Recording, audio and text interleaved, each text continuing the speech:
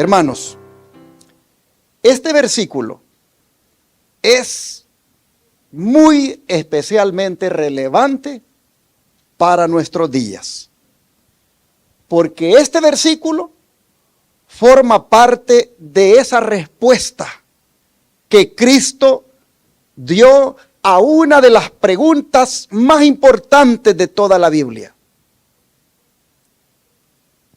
La pregunta que hicieron los discípulos: ¿qué señal habrá de tu venida y del fin del siglo? Hermanos, este versículo forma parte de la respuesta que el Señor le dio a los discípulos cuando hicieron esa pregunta. Hoy vivimos nosotros en una generación donde las personas están bien interesadas en las señales de los tiempos. Muchos observan los acontecimientos mundiales y se preguntan: ¿cuánto falta para el cumplimiento de las profecías? A mí seguido me preguntan: pastor, ¿y usted qué cree? ¿Usted cree que ya se va a imponer la ley dominical? Pastor, ¿usted qué cree? ¿Será que vamos a llegar, como dicen los hermanos que andan predicando, de que el 2031 va a venir el Señor? ¿Será que vamos a llegar a ese año o nos vamos a pasar? La gente anda así. Y yo les digo: no sé. Yo solo una cosa sé: que debo vivir como si Él fuera a venir hoy. Pero de ahí no sé lo que me está preguntando. Hermanos, así estamos en este tiempo, con esa inquietud de querer saber cuánto falta para el cumplimiento de las profecías. Pero es interesante. Cuando Jesús describió las características de los últimos días, Él dirigió la atención de sus discípulos, según el versículo de memoria, hacia una historia muy antigua. La historia de los días de Noé. ¿Por qué Cristo quiso que la última generación estudiara aquella historia? ¿Qué encontró Jesús en el mundo antediluviano que era tan importante para quienes vivirían hoy, antes de su segunda venida? La respuesta se encuentra en ese versículo que hemos memorizado y del cual quiero hacer la siguiente reflexión. Cuando la vida continúa, pero el juicio se acerca. Vamos a estudiar 3 verdades solemnes que nos enseña el versículo que nos hemos aprendido hoy. Siendo la primera, el peligro de una vida absorbida por lo temporal. Porque Cristo ha dicho en el versículo de memoria que cómo estaban los antediluvianos: comiendo, bebiendo, casándose y dándose en casamiento. Pregunto, ¿esas cosas son pecado? Esas cosas no son pecado. El problema no era que comieran o bebieran o se casaran. El problema era la intemperancia, la indiferencia, la normalidad con la cual vivían sin tener en cuenta para nada a Dios. Hermanos, el problema no estaba en lo que hacían. El problema estaba en lo que habían olvidado. Ellos solo vivían para esta vida. Ellos pensaban solamente en el presente. Los planes de ellos terminaban ¿en dónde? Aquí en la tierra. Sus pensamientos no ascendían al cielo. Sus pensamientos eran solamente terrenales. Mientras Noé construía el arca, ellos construían sus propios proyectos. Mientras Noé predicaba acerca del juicio, ellos hablaban acerca de negocios. Mientras Noé preparaba su alma, ellos preparaban fiestas, comilonas. La tragedia de aquella generación fue, hermanos, que las cosas temporales ocuparon el lugar de las cosas eternas. Ahora miren la aplicación que hace el don de profecía de esto. Pero como los antediluvianos, dice, rechazaron con desprecio la amonestación de Noé, así rechazarán los modernos amadores de los placeres el mensaje de los fieles siervos de Dios. El mundo prosigue en su giro incesante, absorto como nunca en los negocios y placeres, mientras que la ira de Dios está por caer sobre los transgresores de su ley. Hoy los testimonios, tomo 2, página 11, párrafo 5. Pero interesante el paralelismo. El paralelismo que hace aquí el don profético con los antediluvianos y el mundo moderno. Miren ustedes, los contemporáneos de Noé, ellos no rechazaron el mensaje porque no lo escucharon. Lo rechazaron porque estaban demasiado interesados en sus propias cosas. Pero luego viene la frase significativa de la cita, cuando dice que el mundo prosigue en su giro incesante. Es como si el hermano White describiera esto. Un mundo que sigue avanzando con sus planes. Una humanidad que sigue avanzando con sus actividades, con sus entretenimientos, sin detenerse a considerar que se encuentra al borde de acontecimientos trascendentales. Hermanos, de acuerdo a esa imagen, Noé decía: arrepiéntanse porque el juicio de Dios viene, el diluvio vendrá. Y dice Jesús, ellos se dedicaban a vivir, a comer, beber, se casaban y dándose en casamiento. Y hoy dice la sierva del Señor, como entonces el mensaje de Dios también es rechazado mientras el mundo sigue su curso. Miren lo que está en medio. El mensaje fue rechazado, es decir, no lo escucharon. Absortos en los negocios y placeres, ambos mundos, el antediluviano y el de hoy. La advertencia fue ignorada, hoy también, sin tomar en cuenta que la ira de Dios está por caer. Hermanos y hermanas, el mundo ahora sigue su curso, sigue su agenda, las personas, los mercados mundiales siguen funcionando, la vida sigue como que no va a acabar.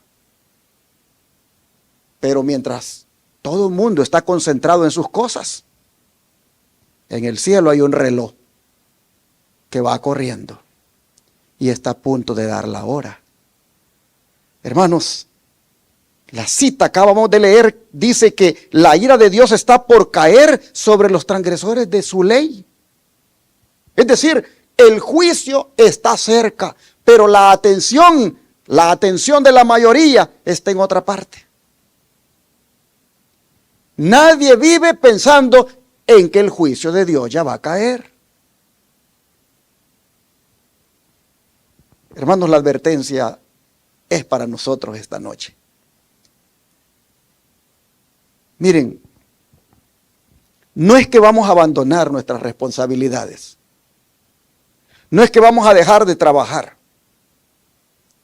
La advertencia es a no permitir que las ocupaciones de la vida ocupen el lugar que solo Dios debe tener en nuestro corazón. Yo le doy gloria a Dios por todos ustedes aquí, porque ustedes fueron a trabajar, se cansaron trabajando, llegaron a lo mejor a sus casas corriendo para cambiarse, pero hicieron todo lo que hicieron tomando en cuenta que esta noche tenían una cita con el Señor aquí. Así debemos vivir. Y si hiciéramos cultos todas las noches, porque el templo fuera nuestro o porque tenemos una semana de oración.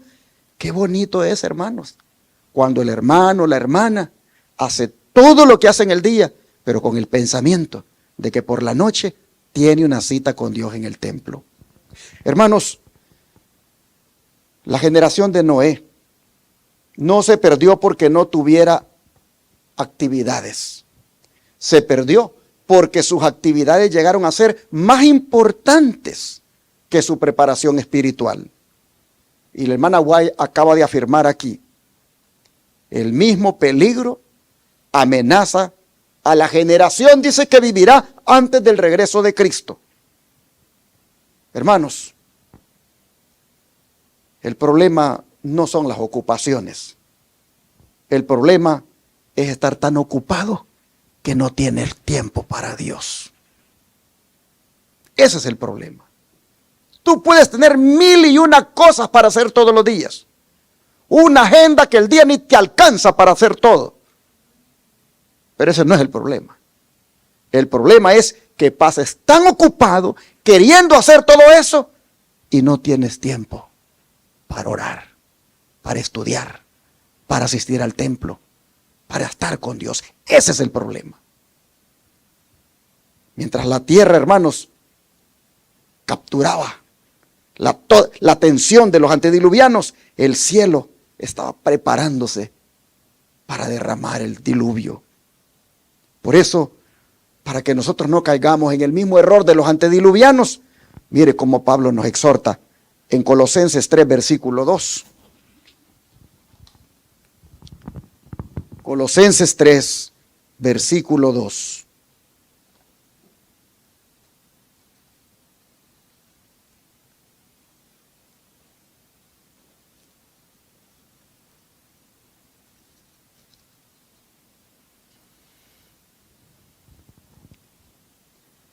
Dice así: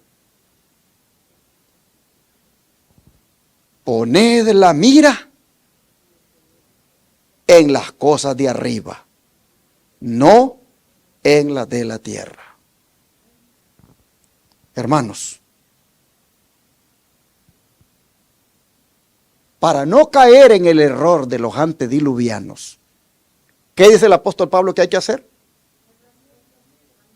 Poner la mira en las cosas de arriba, no en las de la tierra. Miren, ¿qué significa poner la mira en las cosas de arriba? En primer lugar, esta expresión, poner la mira, en el griego significa dirigir la mente, los afectos, los intereses y las prioridades hacia algo más elevado. Y lo que Pablo está diciendo aquí es que Cristo debe ocupar el centro de nuestros pensamientos. Lo que Pablo está diciendo aquí es que nuestros valores deben ser moldeados por el reino de Dios. Que nuestras decisiones deben tomarse a la luz de la eternidad. Y como digo, no significa que vamos a abandonar nuestras responsabilidades terrenales, sino vivirlas desde una perspectiva celestial, poniendo la mirada en las cosas de arriba, los afectos en lo eterno, el corazón enfocado en el reino de Dios, en la voluntad de Dios, en el amor a Dios y al prójimo, en su palabra, en la oración, en el servicio y en la esperanza eterna. En otras palabras, vivir por fe. Nuestro corazón debe estar arriba, discerniendo lo eterno, porque solamente así es como estará preparado. Hermanos y hermanas, las realidades relacionadas con Cristo son las cosas de arriba. Pensar cómo hacer la voluntad de Él cada día. Cómo poder reflejar su carácter cada día. Cómo poder vivir su verdad cada día. Cómo inclusive vivir como un súbdito del reino de los cielos cada día. Pensar en esa obra sagrada que se está haciendo en el santuario celestial cada día. Pensar en esa esperanza bendita de su regreso. Eso, hermanos, vivir así es poner la mira en las cosas de arriba. Aunque el mundo ande preocupado solamente por lo temporal, el cristiano debe vivir pensando en las cosas que tienen valor eterno. ¿Qué son las cosas de la tierra? Allá están. Riquezas, aprobación, entretenimiento, éxito, consumismo, planes personales, placeres. En otras palabras, vivir por vista. El corazón está abajo y no percibe lo eterno y por lo tanto no está preparado. Hermanos, Pablo está diciendo aquí que las ambiciones egoístas no te absorban, que el materialismo no te absorba, que los placeres pecaminosos no te absorban, que el orgullo no te absorba. Pablo está diciendo que las preocupaciones que desplazan a Dios del primer lugar, eso no debe ser parte de nosotros. Miren, cuando Pablo dice que pongamos la mira en las cosas de arriba, no está diciendo de que no trabajemos, que descuidemos la familia, que descuidemos las responsabilidades diarias, no, sino que hagamos esas cosas, pero con la mentalidad puesta en las cosas de valor eterno. Hermanos, Colosenses 3:2 que hemos leído, es un llamado a no permitir que las preocupaciones, los proyectos, los bienes materiales o los acontecimientos de este mundo ocupen el lugar que solo Cristo debe ocupar en nuestro corazón. Pablo nos está invitando aquí a que vivamos con los pies en la tierra, pero los ojos puestos ¿en dónde? En el cielo. Hermanos y hermanas, claramente el Señor nos está diciendo, no te olvides de dónde tú eres. Tú aquí eres un peregrino y advenedizo, pero tu ciudadanía está ¿en dónde? En el cielo. Así que aquí puedes cocinar, puedes trabajar, puedes estudiar, puedes pagar tus cuentas, puedes cumplir tus responsabilidades, pero nunca pierdas de vista que tú perteneces al reino de Dios. Hermanos y hermanas, lo más importante de tener en cuenta en este tiempo es no tanto dónde está nuestro cuerpo, sino dónde está nuestra mente. Y si nuestra mente está en el Señor, si pensamos siempre en las cosas del Señor, entonces, hermanos, es porque la mirada está puesta en Él. Cuando la mente está puesta en Cristo, entonces comenzamos a reflejar a Cristo. Y cuando Cristo llena nuestros pensamientos, las cosas temporales ocupan su lugar, ocupan el lugar correcto en el tiempo correcto, pero no le quitan el lugar ni el tiempo que le toca a Dios. Eso cuando el cristiano lo tiene claro, es un cristiano que sabe muy bien que está parado aquí, pero su mente está en el cielo. El don de profecía, mire cómo lo confirma. Cuando el pueblo de Dios dice aparte sus ojos de las cosas de este mundo y los ponga en el cielo y en las cosas celestiales, será un pueblo peculiar, porque verá la misericordia, la bondad y la compasión que Dios ha manifestado por los hijos de los hombres. Su amor le exigirá una respuesta y su vida evidenciará a quienes lo rodean que el Espíritu de Dios lo domina, que está poniendo sus afectos en las cosas de arriba y no en las de la tierra. ¡Wow! ¡Qué hermosa cita, hermanos! Así que, si nosotros vivimos de esta manera, sin duda, vamos a contrastar a aquella generación antediluviana, porque ellos tenían sus ojos ¿en dónde? En la tierra. Ellos tenían sus ojos puestos en la tierra. Y aunque oían las advertencias de Dios por medio de Noé, sus afectos permanecían aferrados a este mundo. Y por eso no percibieron la gravedad del momento en que vivían ni la cercanía del juicio. En contraste, la hermana White dice que cuando el pueblo de Dios aparta sus ojos de las cosas terrenales y las pone en el cielo, ocurre una transformación interior. Al contemplar la misericordia, hemos leído, la bondad y la compasión de Dios, el corazón comienza a amar lo que Dios ama. Entonces la vida deja de estar gobernada por los intereses temporales y pasa a ser gobernada por el Espíritu Santo. El pueblo de Dios de los últimos días vive para el cielo. Su corazón está en las cosas celestiales. Su placer es conocer a Dios. Su esperanza es la ciudad futura y sabe discernir el tiempo porque tiene la mirada en las cosas de arriba, no en las de la tierra. Así que hay dos generaciones, dos caminos, dos destinos. Pero la pregunta es, ¿dónde está nuestro corazón? Hermanos y hermanas, la diferencia va a estar justamente en eso. ¿Dónde está nuestro corazón? La generación de Noé y la generación final del remanente fiel radicará en dónde está nuestro corazón. Los antediluvianos, ellos vivían para la tierra, pero el pueblo de Dios vive con la mirada puesta en el cielo. Los antediluvianos reflejaban el espíritu de un mundo que olvidó a Dios, mientras que el pueblo remanente va a reflejar el carácter de un Salvador al que contempla todos los días. Y esa diferencia se va a hacer visible en la conducta, porque dice la cita que su vida evidenciará a quienes lo rodean que el Espíritu de Dios lo domina. O sea, lo va a notar primeramente la esposa, lo va a notar el esposo, lo van a notar los hijos, lo van a notar los padres, lo van a notar los hermanos de la iglesia, lo van a notar los compañeros de trabajo. ¿De qué? Que el Espíritu de Dios nos domina. Hermanos, qué bonito sería eso, ¿no es cierto?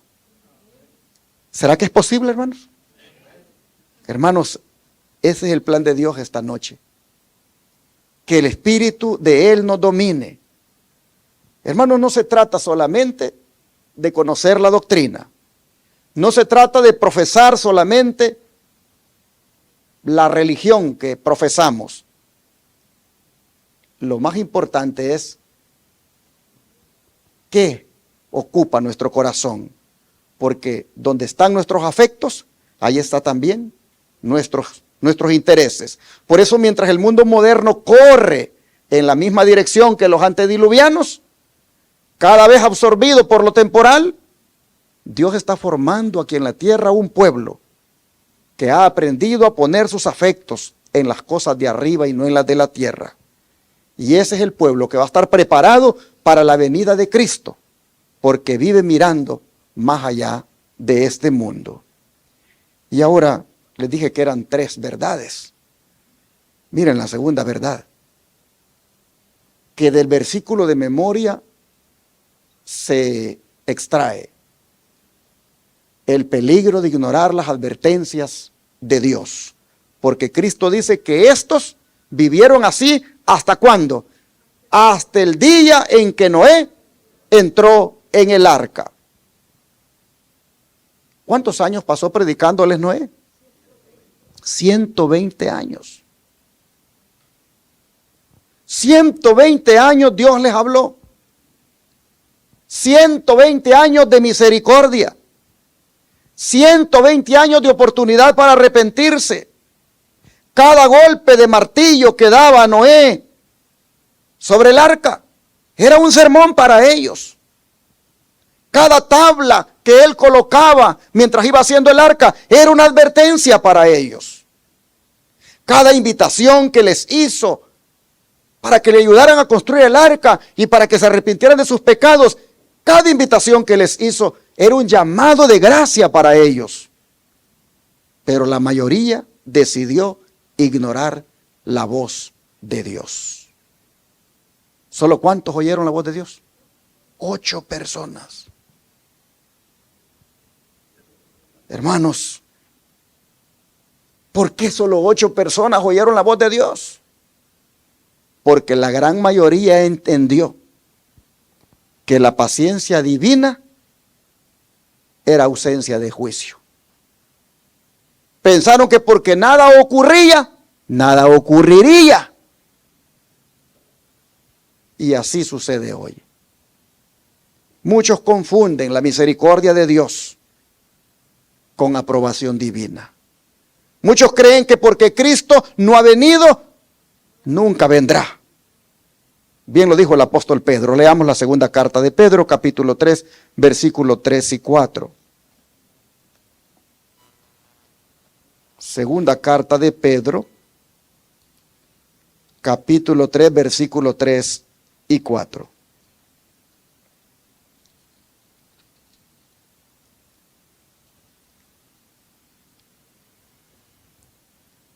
Sabiendo primero esto, que en los postreros días vendrán burladores andando según sus propias concupiscencias y diciendo, ¿dónde está la promesa de su advenimiento? Porque desde el día en que los padres durmieron, todas las cosas permanecen así como desde el principio de la creación. A ver, hermanos, en los postreros días vendrán ¿qué? Burladores. Yo les pregunto, ¿ya estamos en los postreros días? ¿Ya hay burladores? Y no entendamos que los burladores son aquellos que hacen chistes solamente de los que creemos en la venida del Señor. Hermanos, todo aquel que vive de una manera contraria a lo que Dios manda, se burla de Dios. Todo aquel que aun cuando escucha que las señales gritan que Cristo viene, pero su vida la lleva siempre de rebelión, de pecado, se burla del mensaje. No necesitamos que alguien haga chistes de la segunda venida de Cristo para decir que ese es un burlador. Es sencillamente, hermanos, vivir contrario a lo que Dios nos ha mandado, como uno se burla de Dios. De manera que esta noche, bueno es que reflexionemos cómo vivo, aun cuando escucho que Cristo viene pronto, cómo vivo aun cuando miro lo que está sucediendo y que me dice que Cristo viene pronto, cómo vivo. Si vivo desinteresado, si vivo así siempre en el pecado, haciendo lo que al Señor no le agrada, entonces yo también me estoy burlando. Hermanos, los burladores interpretan la demora como evidencia de que Dios no va a actuar. Y por eso viven como viven. Pero nosotros, tantos mensajes, hermanos, que escuchamos, nos deberían de llevar ya de una vez a entregarnos completamente al Señor y a dejar nuestra vida de indiferencia, de orgullo, que muchas veces nos caracteriza. Nosotros deberíamos escuchar a Dios hablar ahora y no endurecer el corazón. Dijo el apóstol Pablo aquí en Hebreos 3:15.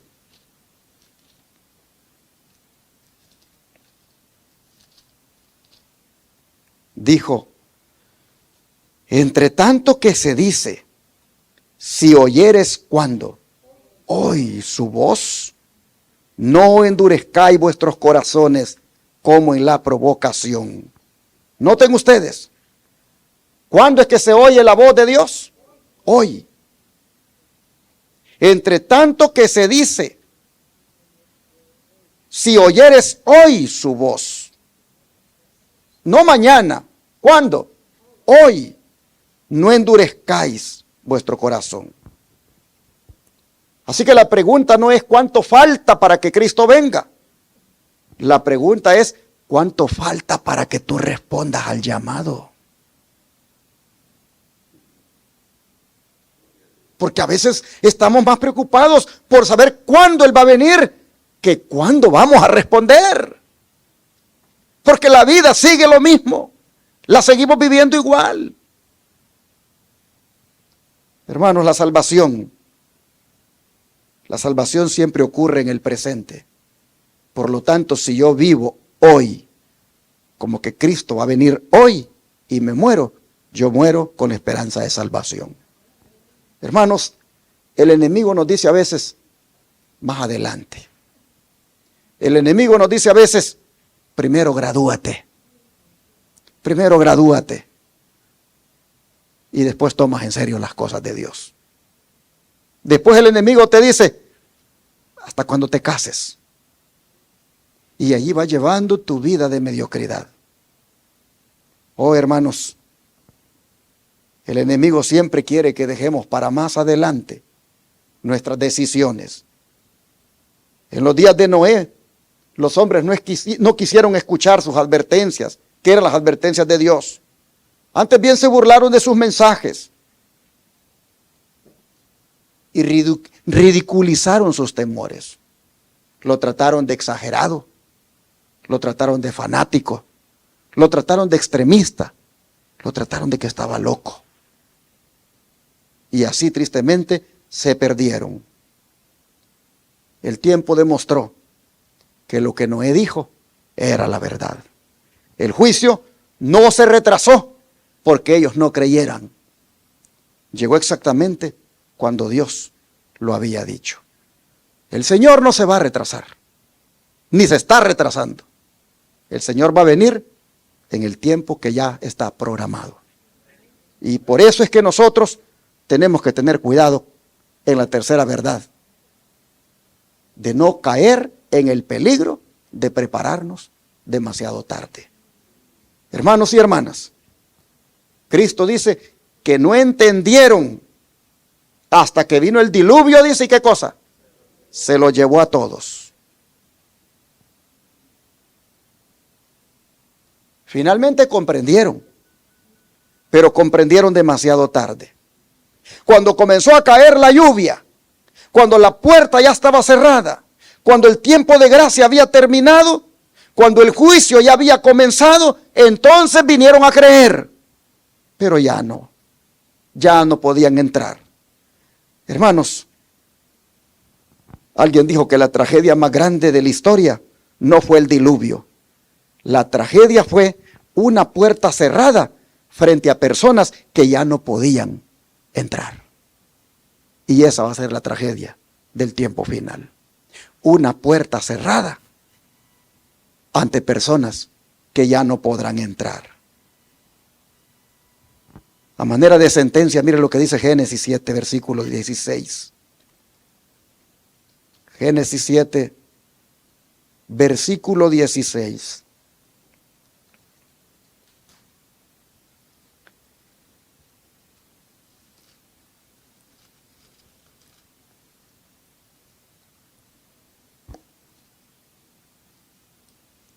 Y los que vinieron, macho y hembra, de toda carne vinieron, como le había mandado Dios. ¿Y qué cosa? Y Jehová le cerró la puerta.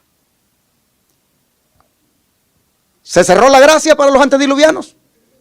¿Quién cerró la gracia? Dios. Jehová cerró la puerta. Y cuando Dios cierra la puerta, ¿quién puede entrar? Y pregunto, ¿y en los últimos días va a volver el Señor a cerrar la puerta? Vamos a leer Apocalipsis 22, la sentencia, cuando la puerta se cierre. Apocalipsis 22, 11 y 12.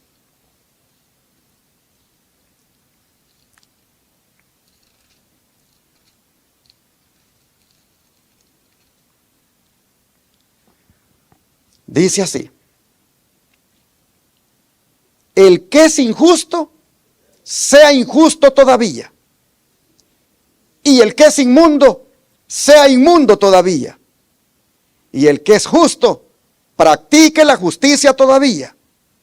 Y el que es santo, santifíquese todavía.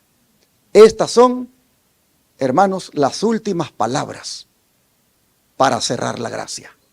Aquí, hermanos, está cerrándose la puerta. Aquí es el momento cuando el carácter va a quedar fijado para siempre, para salvación en unos y para condenación en otros.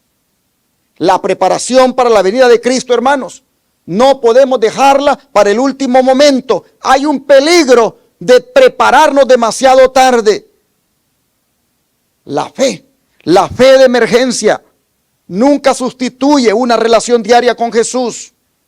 Noé, hermanos, no entró en el arca cuando comenzó a llover. ¿Cuándo entró? Antes de que lloviera. Cuando Jesús diga estas palabras,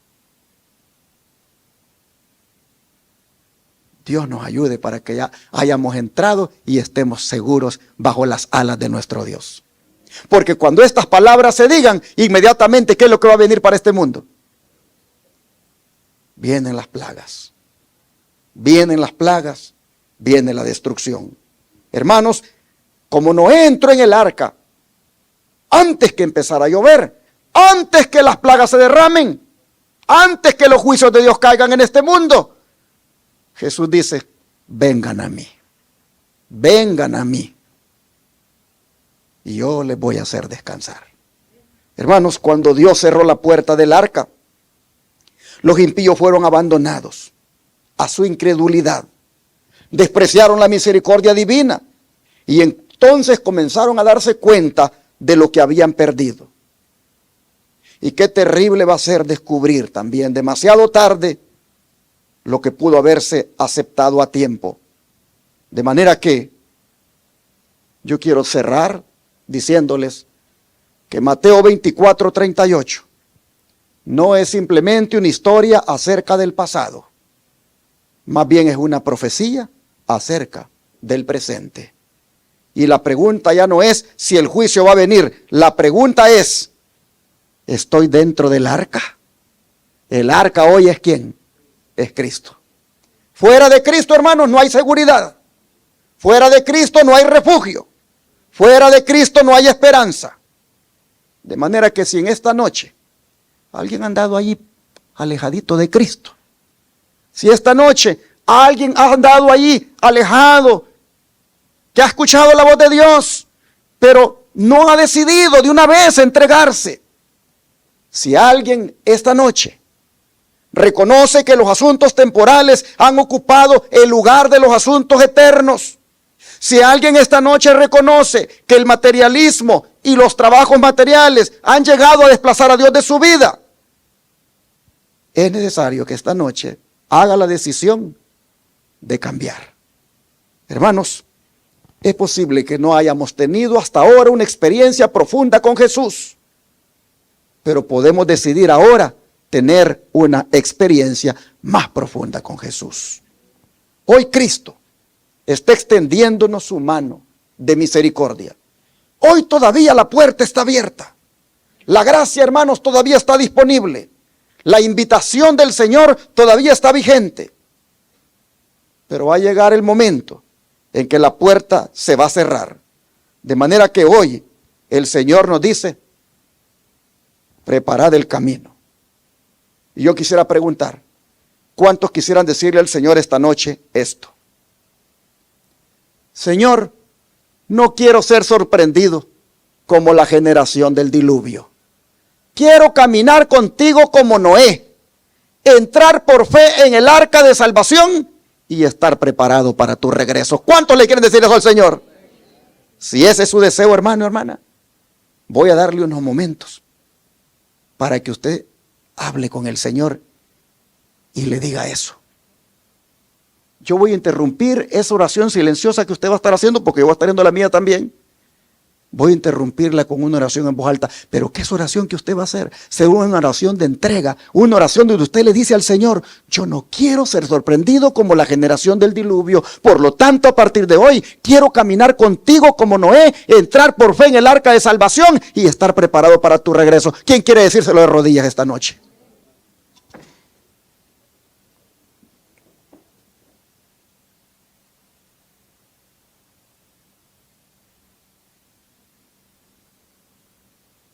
Padre Celestial, cada uno de nosotros reconoce que por alguna razón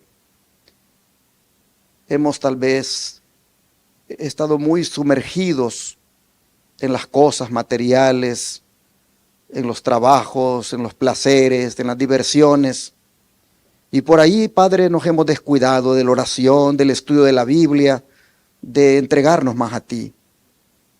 Reconocemos, Señor, que no hemos sido perfectos y que hemos vivido como los antediluvianos, porque escuchando mensaje tras mensaje, hemos seguido viviendo de una manera mediocre. Pero esta noche, en este versículo de memoria que tiene esa tremenda advertencia, hemos escuchado este mensaje para que corrijamos nuestra manera de vivir. Y cada uno aquí te ha dicho que de ahora en adelante no te quiere dejar a un lado. No quiere que las cosas de este mundo te desplacen. Cada uno aquí te ha dicho, Señor, que quiere de ahora en adelante vivir caminando contigo, como lo hizo Noé, preparándose para entrar en el arca, la cual es Cristo. Señor, te rogamos que entremos a esa arca todos los días. Por la mañana, Padre, lo primero que hagamos sea entrar al arca y allí contemplarte, allí escuchar de ti las primeras instrucciones para el día, y así, Señor, durante el día tener en cuenta que andamos trabajando, andamos haciendo cosas, pero sin olvidarnos de que nuestra mente te pertenece y que debe estar enfocada en las cosas celestiales. Ahora te rogamos que nos ayudes, porque podemos hacer promesas y podemos aquí manifestar buenas intenciones, pero cuando ya se trata de cumplirlo, tú sabes, Señor, cómo lamentablemente no somos perseverantes, pero clamamos en esta hora porque nos ayudes, porque lo que nos proponemos en esta noche lo podamos llevar siempre a la práctica. Señor, te pedimos que nos acompañes, que podamos vivir el resto de nuestros días caminando contigo, que podamos mantenernos, Señor, con nuestra mirada puesta siempre en las cosas de arriba. Ayúdanos, Padre, a que tú seas el centro de nuestra vida, a que no te saquemos de nuestro corazón, sino que tú reines siempre en él. Nos entregamos a ti y te pedimos que así quedemos preparados cada día para verte venir en gloria. Te lo suplicamos en el nombre de Jesús. Amén.